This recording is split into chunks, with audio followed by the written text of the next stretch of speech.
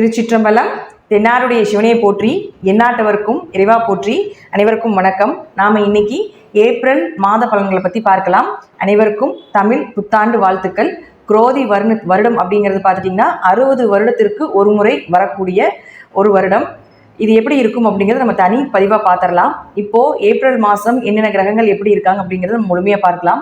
April மாதத்தில் சனி பகவான் ஆட்சி பலம் பெற்றிருக்காரு. பாருங்கள், சுக்கிரன் உச்சமாகிறார். வருடம் ஒரு முறை தான் சுக்கிரன் உச்சமாவார்.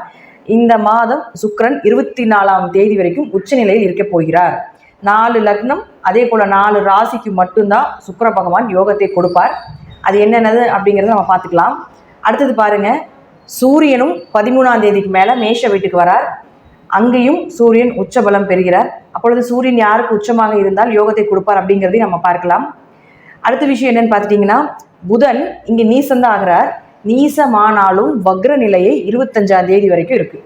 வக்ரம் ஆகிறார். எந்த ஒரு கிரகம் நீசமாக இருந்தால், வக்ரம் நிலை அடைந்தால் உச்ச பலனை அடைவார்கள். அது எந்த கிரகமாக இருந்தாலும் நீசமாகி வக்ரம் பெற்றால், ஒரு கிரகம் உச்சமானால் என்ன பலன்களை கொடுக்குமோ அதே பலன்களை கொடுக்க போகிறார். ப்ளஸ் பார்த்துட்டிங்கன்னா, இந்த நீசத்தோடு சேர்ந்து இங்கே சுக்கிரன் உச்சமாகிறதுனால நீசபங்க ராஜயோகத்தையும் பெறுகிறார். அப்போ எந்த ராசிக்கு யாரெல்லாம் நீசபங்க ராஜயோகத்தை பெறுகிறார்கள் அப்படிங்கிறதையும் நம்ம முழுமையாக ஒவ்வொரு ராசிக்காக நம்ம பார்க்கலாம். அதற்கு முன்னாடி நம்மளுடைய சேனலை சப்ஸ்கிரைப் பண்ணிக்கோங்க. பெல் பட்டனில் ஆல் அப்படின்னு சொல்லக்கூடிய பட்டனை கிளிக் பண்ணிக்கோங்க. அப்போ தான் நம்ம போடக்கூடிய அனைத்து பதிவுகளுமே உங்களுக்கு உடனுக்குடன் வந்துகிட்டே இருக்கும். மேஷ ராசிக்கு உண்டான ஏப்ரல் மாத பலன்களை பற்றி பார்க்கலாம். மேஷ ராசிக்கு ராசி அதிபதினு சொல்லக்கூடிய செவ்வாய் பகவான் சனி பகவானோட சேர்ந்து 11ஆம் வீட்டில் இருக்கார். பொதுவாக ராசி அதிபதி 11இல் இருப்பது யோகம், லாபம்னு சொல்கிறோம். ஆசைகள் நிறைவேறக்கூடிய ஒரு காலகட்டங்கள் வந்துருச்சு அப்படிங்கிறது தான் முழுமையான ஒரு விஷயம். ஆனால் இந்த சனி செவ்வாய் சேர்க்கை அப்படிங்கிறது பார்த்துட்டிங்கன்னா ஒரு போராட்ட கிரகம் அப்படிங்கிற அமைப்பு உண்டு. அதனால் மேஷ ராசிக்காரர்களுக்கு ஒரு போராட்டத்துக்கு பின்பு தான் பண வரவு லாபங்கள் கிடைக்கும் அப்படிங்கிற அமைப்பு உண்டு. அதே போல் பார்த்துட்டிங்கன்னா மேஷம் நெருப்பு ராசின்னு சொல்கிறோம். அப்போ நெருப்பு ராசி அப்படிங்கும்பொழுது இந்த காலகட்டங்களில் கொஞ்சம் சனியோட செவ்வாய் சேர்ந்தாலே நெருப்புத்தன்மையை கொடுத்து விடும். கொஞ்சம் கோபதாபங்கள் அதிகமாக இருக்கும். கொஞ்சம் நீங்கள் அதை கண்ட்ரோல் பண்ணிக்கணும். இதுதான் முழுமையாக உண்மை. அப்போ அவரே உங்களுக்கு 8ஆம் அதிபதி ஆகி 11ஆம் வீட்டில் இருக்கிறதுனால 8 அப்படிங்கிறது உங்களுக்கு மறைமுக பணம் அப்படின்னு நம்ம சொல்கிறோம். திடீர் பண வரவு அப்படிங்கிறது எல்லாமே 8ஆம் இடம் தான். அப்போ அவர் 11ல் இருக்கிறதுனால மேஷ ராசிக்கு இந்த செவ்வாய் இங்கே இருக்கும் வரை பண வரவு உண்டு. சனியோடு சேர்ந்து இருக்கிறதுனால ஒரு போராட்டத்திற்கு பின்பு பண வரவு உண்டு அப்படிங்கிறது தான் முழுமையான உண்மை. அடுத்தது பார்த்துட்டிங்கன்னா 2 மற்றும் 7ஆம் அதிபதி குடும்பம் மற்றும் திருமணத்துக்கு சொந்தமாக இருக்கக்கூடிய சுக்கிர பகவான் உச்சமாகிறார். 2ஆம் அதிபதி உச்சம். அப்போ 2ஆம் அதிபதி உச்சம்னா பணம் வரக்கூடிய ஒரு கிரகம் உச்சம் பெறுகிறார் ராகுவோட சேர்ந்து. அப்போது வரக்கூடிய பணம் என்ன ஆகுனா கொஞ்சம் விரயமாகும். அல்லது அங்கே சுக்கிரன் அப்படிங்கிறது சுப கிரகமாக இருக்கிறதுனால கோவில் கட்டுமான பணி, சுப செலவுகள், தீர்த்த யாத்திரைகள், இது போல ஒரு செலவுகள் வருவதற்குண்டான வாய்ப்புகளையும் ஏற்படுத்தி கொடுக்குறார்.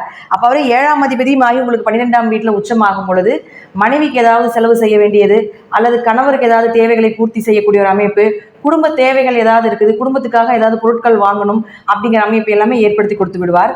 2ஆம் இடம் மற்றும் 7ஆம் இடம் அப்படின்னு சொல்லக்கூடிய சுக்கிரன் ராகுன்னு சொல்லக்கூடிய ஒரு சர்ப்ப கிரகத்தோடு சேரும் பொழுது குடும்பத்தில் சின்ன சின்ன ஒரு கருத்து வேறுபாடுகள் வரும். கொஞ்சம் கவனமாக இருக்க வேண்டும். பெண்கள் சார்ந்த விஷயத்திலையும் கொஞ்சம் கவனமாக இருக்க வேண்டும் அப்படிங்கிறது முற்றிலும் உண்மை. அடுத்து 3 மற்றும் 6ஆம் அதிபதினு சொல்லக்கூடிய புதன் பகவான் அப்படிங்கிறவர் வக்ரமானாலும் நீசபங்க ராஜயோகத்தை பெறுகிறார். அப்போ எங்காவது கடன் கேட்குறீங்க அல்லது ஏதாவது ஒரு பண வரவு வரணும் அப்படின்னா நிச்சயமாக கிடைக்கும்.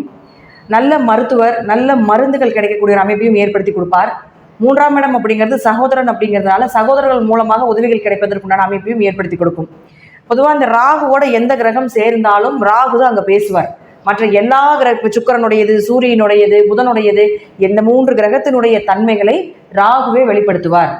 அப்போ புதனோட ராகு சேர்க்கை ஆகும் பொழுது உங்களுக்கு கடன் சம்பந்தப்பட்ட விஷயமாக இருந்தாலும் சரி ஒரு சில பிரச்சனைகளுக்கு அப்புறம் கிடைக்கும் அப்படிங்கிறது தான் முற்றிலும் உண்மை. அடுத்து உங்களுடைய ராசிக்கு 5ஆம் அதிபதினு சொல்லக்கூடிய சூரியனும் ராகுனுடைய சேர்க்கையில் இருக்கார்.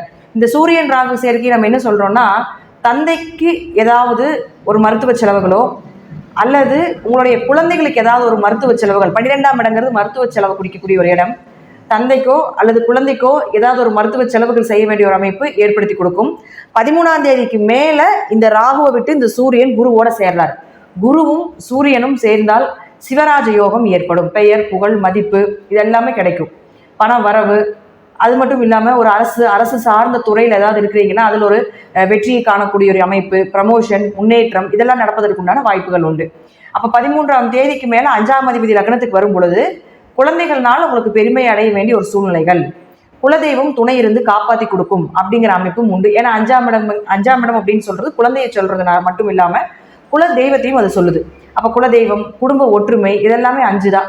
இந்த 5ஆம் இடம் தான் உங்களுக்கு சூரியன் லக்னத்துக்கு 13ஆம் தேதிக்கு மேலே உச்சமாகும் பொழுது இந்த மேஷராசிக்காரர்கள் சித்திரை மாதம் வந்ததுக்கு பிறகு குலதெய்வ கோவிலில் போய் பொங்கல் வைத்து வழிபாடு பண்ணிட்டு வந்தீங்கன்னா மிகப்பெரிய யோகம் இந்த வருடம் முழுவதும் உங்களுக்கு உண்டு அப்படிங்கிறத மாற்றமே கிடையாது.